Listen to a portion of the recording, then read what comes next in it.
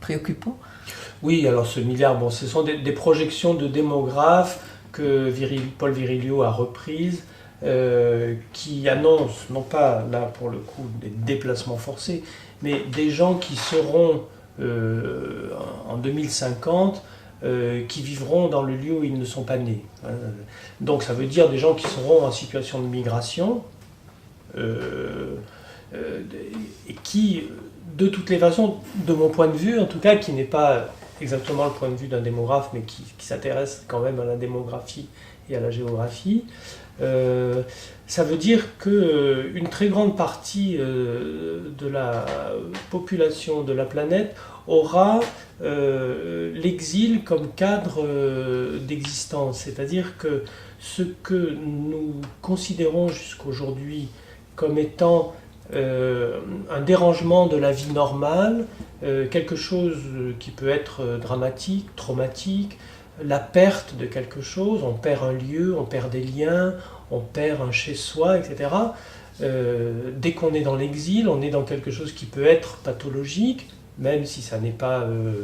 une vie de réfugié, de déplacé, de clandestin, etc. On est toujours dans une expérience qui a une dimension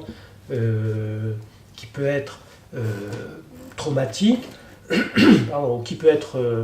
poétique, hein, on l'a déjà dit. Ça veut dire pour moi que dans ce qui est en train de venir, cette condition-là sera une condition normale, c'est-à-dire sera l'état des choses dans lesquelles nous naissons. Et déjà,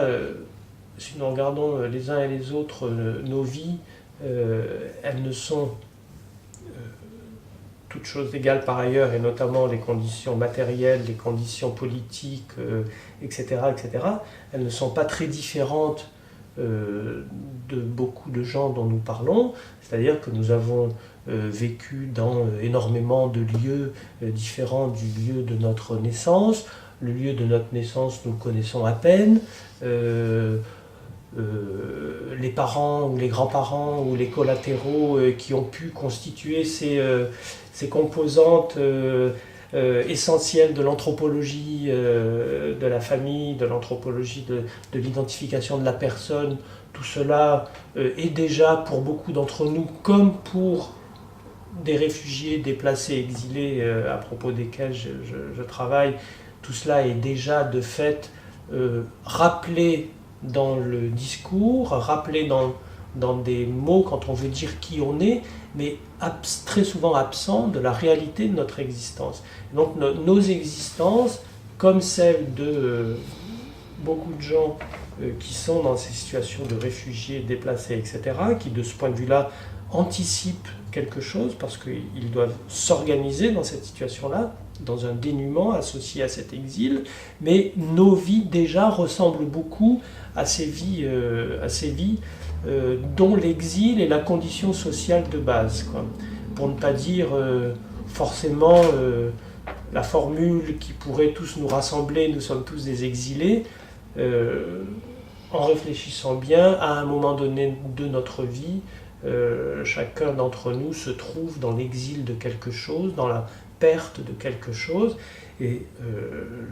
d'autres l'ont déjà dit, c'est un trait de l'hypermodernité que de penser que nous avons toujours perdu quelque chose, et ce sentiment d'exil, finalement, ce sentiment d'exil nous rapproche de l'expérience qui, elle, est violente, traumatique, éventuellement, mais toujours dans des conditions difficiles, vécues par des réfugiés, des migrants clandestins, des déplacés en Afrique, en Asie centrale, au Proche-Orient, parce qu'eux le vivent dans un contexte qui est, dès le départ, un contexte régional bien plus défavorisé que celui dans lequel nous nous trouvons, et puis dans des contextes où tout cela se passe avec violence. Qu'est-ce que l'étude de la mobilité humaine enseigne à l'anthropologue ?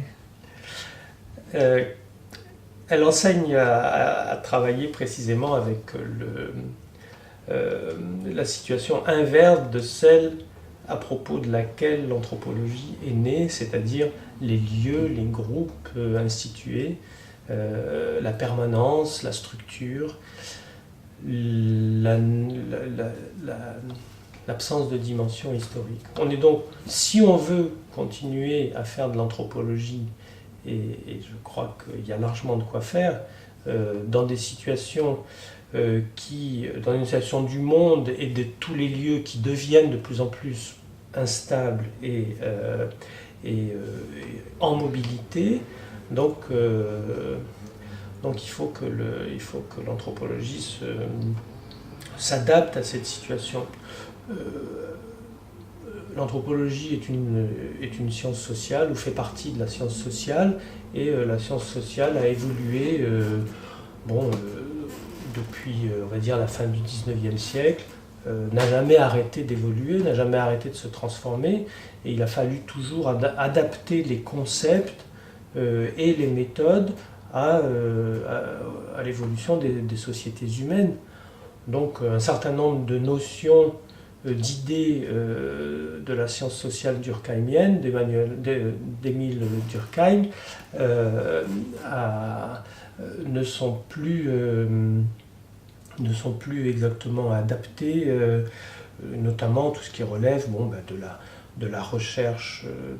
sur les structures sociales, sur la permanence des structures sociales, sur les formes, sur la permanence historique des formes sociales, des formes religieuses, etc. C'est essentiellement du côté de l'appréhension du changement, puisque la mobilité suppose un changement. C'est essentiellement du côté de l'appréhension du changement que la science sociale et l'anthropologie en particulier doit s'adapter à ces situations de mobilité. Ça veut dire déjà sur le plan de l'enquête, apprendre à faire des enquêtes multisituées, comme on dit, se déplacer avec les gens qui se déplacent, et puis après se poser même la question sur ce qui est l'objet même de la réflexion. Les gens qui se déplacent, si on les suit en disant c'est une ethnie, par exemple, comme certaines anthropologies traditionnelles peuvent le faire, en considérant une anthropologie qui considère que la tradition de l'anthropologie correspond à l'idée d'ethnie ou à une réalité d'ethnie, alors elle va chercher comment cette idée-là continue de se réaliser dans des situations différentes. Au lieu de revoir le concept lui-même, peut-être que ce concept lui-même d'ethnie ne nous sert plus maintenant. Ce qui naît maintenant comme forme de groupement, comme forme de solidarité, comme forme de vie commune, n'a plus à prendre le nom d'ethnie comme il a pu être utilisé à un moment donné qui est très historique en fait. C'est le moment de la découverte par les Européens, les Occidentaux, des sociétés autres. On a dit ces ethnos sont des peuples, ce ne sont pas des nations, ce ne sont pas des États-nations. On a opposé l'État-nation au peuple sans État. Et donc on a dit c'est des ethnos. Et le spécialiste de ces ethnos allait être l'ethnologie, qui est la forme, si on veut, préalable de l'anthropologie, qui est un petit peu la montée en généralité de tout ce qu'on apprend avec l'ethnologie. Dans le monde mondialisé dans lequel tout le monde se trouve, à des degrés divers, cette hypothèse-là, c'est-à-dire supposer que ce qui a été à un moment donné, déjà de manière discutable, la vision occidentale savante sur les peuples autres à qui on a donné des noms d'ethnies, avec tous les dégâts même que cette manière de nommer des ethnies, tous les dégâts que cela a pu faire ensuite dans l'histoire, c'est-à-dire dans l'aspect identitaire qui a été profondément identitaire, qui a été attribué à ce nom d'ethnie. Aujourd'hui, on peut considérer qu'on est dans un monde éclaté, qu'on est dans un monde très individualisé pour tout le monde, pas seulement pour les Européens, pour tout le monde, et dans un monde dans lequel des groupements, des associations, des formes de solidarité ont lieu, qui ne nous engagent pas pour toute la vie, mais pas plus nous, moi, que les Dogons, ou que telle ou telle personne qui à un moment donné va se dire Dogon, parce que des touristes vont arriver là et vont dire je voudrais voir un Dogon, on va dire voilà on vous montre un Dogon, et c'est un petit peu ce qu'on a reproché à l'ethnotourisme par exemple, on a dit ben, voilà des Dogons qui jouent au Dogon par exemple. Bon, et ce genre de réinvention ethnique un petit peu de fiction, tout ce qu'on voudra, bon, n'est ni vrai ni faux, c'est un des aspects par lesquels des gens se présentent autant en hommage à leurs ancêtres qu'en stratégie économique à l'égard de l'ethnotourisme qui se développe dans le monde et qui attend qu'on leur présente ce genre de personnages. Les mêmes personnes au Mali ou se retrouvant les mêmes en France vont être dits maliens ou vont être dits travailleurs africains ou vont être tout à fait autre chose. Donc toutes ces formes d'identification à des collectifs, d'identification à des identités sont très précaires, très provisoires. Et d'une manière générale, moi il me semble que l'anthropologie peut tout à fait s'adapter, ou en tout cas pour s'adapter à cette situation de grande mobilité, de grand changement dans lequel on se trouve, doit revoir un peu ces concepts-là, dépasser l'idée ancienne selon laquelle il y aurait une vérité de l'identité, par exemple, il y aurait une identité et que ça serait la vérité, alors qu'on voit bien nous-mêmes dans nos vies que nous sommes à de multiples identités et que tout ce qu'on pourra jamais dire sur les identités ne résume jamais tout ce qui fait la motivation de nos actions, que nous tenons plus que tout à notre singularité, et si nous tenons nous à notre singularité, les autres aussi y tiennent, et donc créer la vérité des identités collectives pour les autres, comme on a pu le faire en allant chercher dans l'anthropologie cette compétence de dire quelle est l'identité des autres. On ne veut surtout pas la reconnaître pour soi, parce que pour soi, nous n'avons que des singularités et nous tenons à les faire valoir. Et donc, c'est en opérant un petit peu cette critique-là qui a toujours été attachée à l'idée que les autres sont attachés à un lieu, à une identité, à une place, et cette conception-là doit aujourd'hui être complètement révisée. Il y a quelque chose qui est important dans l'anthropologie et qui, à mon sens, doit être aussi revu et réactivé, c'est une certaine capacité au décentrement. C'est-à-dire qu'on a d'abord considéré le décentrement comme étant la capacité des anthropologues à aller voir ailleurs et donc se décentrer par rapport à leur propre culture. C'était le détour, allons voir chez les autres pour revenir ensuite chez nous. Et cette forme-là, aujourd'hui, elle est très remise en cause par la mondialisation, la globalisation. Nous sommes tous dans un même monde. Donc il nous faut garder cette capacité au décentrement, mais beaucoup plus sous une forme épistémologique, c'est-à-dire toujours savoir se décentrer d'une situation dans laquelle on a à mener nos observations. Et de ce point de vue-là, l'anthropologie peut travailler un peu dans l'héritage, dans la succession, par exemple ce qu'on appelle les cultural studies, qui étaient très intéressés à aller voir tout ce qui se passait dans les marges, tout ce qui se passait dans le non-État, dans la marge de l'État, pour voir arriver, émerger, faire irruption des formes de contestation, de minorité, etc. Et donc là, on voit arriver de nouveaux acteurs dans ces contextes-là, et puis finalement un décentrement politique qui est de dire dans les situations qu'on peut aller voir, justement dans les situations de marge, dans des situations provisoires, dans des situations de frontières qui sont si nombreuses maintenant, il s'agit de voir qu'est-ce qui émerge, qui met un peu en déséquilibre l'ordre des choses. Et donc c'est beaucoup plus une interrogation sur la formation des sujets, la formation de sujets agissant et prenant la parole, et le cas des migrants, des réfugiés, des clandestins, etc., qui dérangent l'ordre établi d'une certaine façon, pas seulement l'ordre politique, mais l'ordre intellectuel aussi, qui dérange cet ordre-là, est tout à fait révélateur de ce changement et de la nécessité d'une anthropologie pour les étudier. Michel Agier, vous avez noté souvent combien les réfugiés manquaient d'une représentation singulière, de récit, d'existence. Et pourtant, en un an, sont sortis 3 films de fiction qui ont donné voix et visage aux réfugiés auprès du grand public. Il s'agit de Welcome, de Philippe Lioré, sorti en mars 2011, Le Havre, d'Aki Kaurismäki en décembre 2011, et Terra Firma, d'Emanuele Crializé, en mars 2012. Comment avez-vous vu ces films ? D'une part, effectivement, ils font exister sur des écrans ces personnages que soit les chercheurs, soit les personnes du monde associatif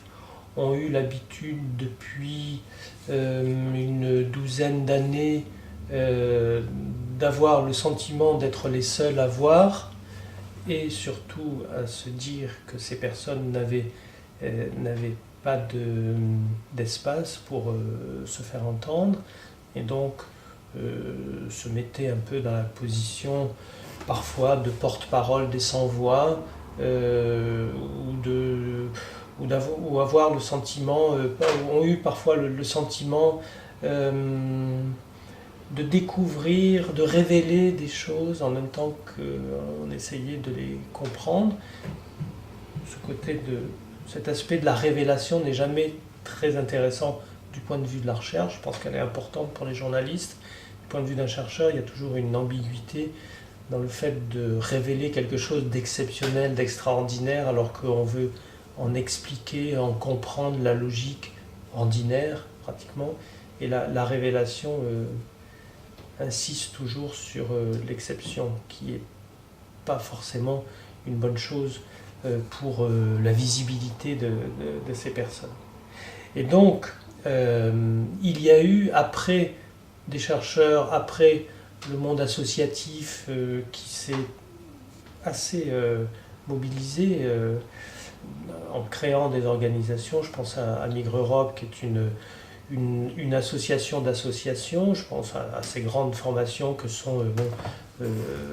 la CIMAD, évidemment, France Terre d'Asile, le GISTI, etc., qui ont énormément travaillé sur cette question-là, de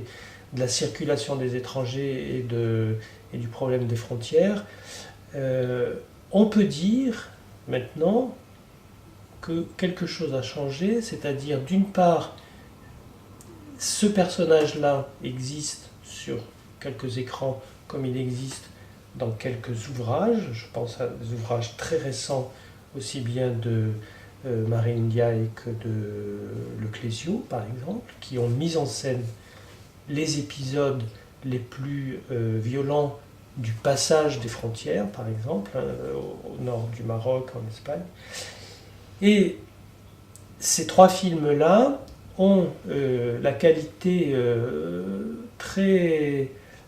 particulière, non seulement de nous présenter ces personnages, mais de nous montrer des relations. C'est-à-dire ces personnages sont en relation avec des gens tout à fait ordinaires, et les 3 films d'ailleurs insistent chacun à sa manière sur ce côté ordinaire. Une famille de pêcheurs pour Lampedusa dans le cadre du film de Terra Firma, un maître nageur assez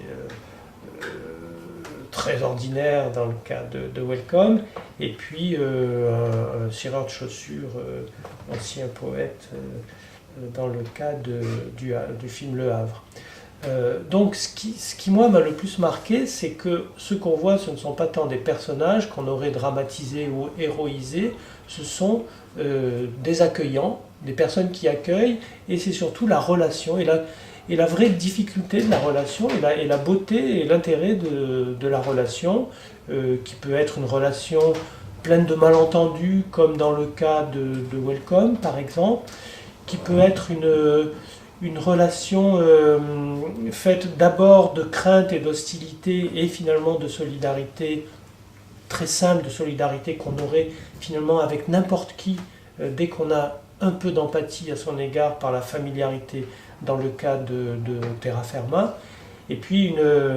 une forme d'accueil et de solidarité plus politique dans le cas du film Le Havre, où l'accueillant finalement veut